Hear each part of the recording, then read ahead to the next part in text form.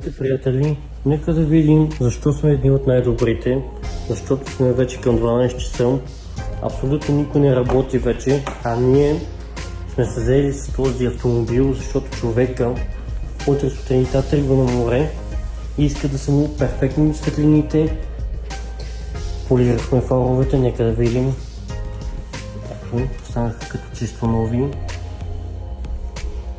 Сложихме LED кружки D2S. Много специални за този модел, който се е сблъскал знае. А виждате в момента как идват автомобилите при нас.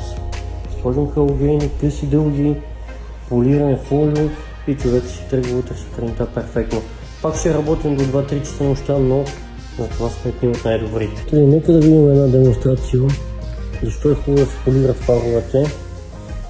Тук сме полирали фаровете, а там все още не сме. Нека да загасим, моля ви. Ето тук сме полирали фара, сложили сме от нашите LED кружки и нека да видим какво ще покаже. 4000. Страхотно. Нека да видим тук с все още не полирания фар. Виждате как блести, заслепява. И нека да видим колко ще по... Тук е само 1100. Виждате каква е разликата, 1100 на 400. Виждате, това е най-голямата точка, където е показало 419 на 1000. Има доста голяма разлика. На живо се забелязва най-хубаво по принцип, но на живо виждате. Чисто нов фар все едно. Тук е много замърсен. Сега слагаме и другата. Светнете, моля. Тук виждате само каква е разликата. Ето, след малко слагаме и другата, полираме фара и ще видим каква ще е разликата. Вече сме готови с полирането и LED кружките. Нека да видим сега от 1000. Включваме огледа, може ли да загасим? Нека да видим от 1100. Вече сме на 5000, някъде имаше, което никак не е малко.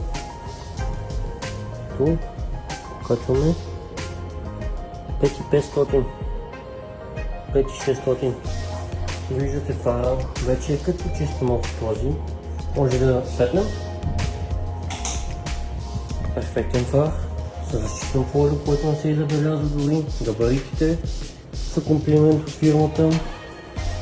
Туда към клиента да го изненадаме и утре може да идва да си я взима.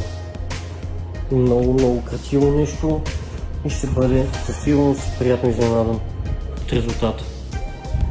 Благодарим, приятели, ако искате и вие, знаете къде е мястото. Лет Иванов Ауто. Ние привършваме, нека да видим колко е часа.